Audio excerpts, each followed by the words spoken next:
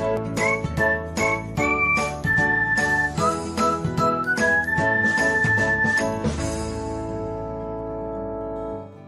everyone, welcome back to another episode of Technologyglance.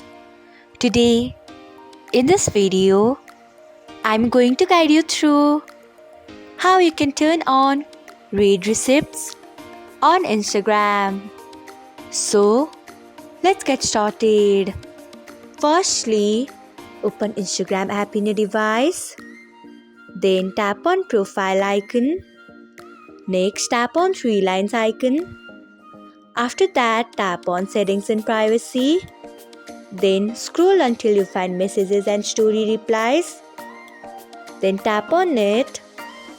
After that, you can see the option of show read receipts. Tap on it. Next, turn on read receipts by tapping on it. So, this is how you can turn on read receipts on Instagram. Thanks for watching. If you found this guide helpful, we would love it if you hit the thumbs up button below. We upload great new tech tutorials like this one every day.